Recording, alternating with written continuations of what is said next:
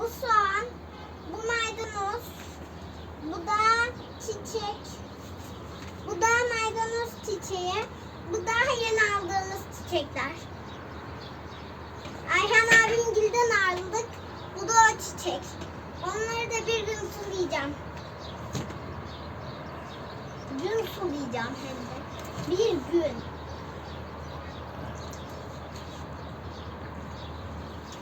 Evet, çiçeklerimizi hatırlattık. Soğan da bu. Soğan kesmişler yarısının şurasını. Bu kadar uzundu ya, şu kadar boydaydı. Yani bu çiçekler büyüyecek. Sonra da şuraya gelecek. Şu kadar olacak.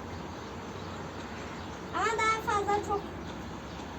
Babam şimdi konuşuyor video varken.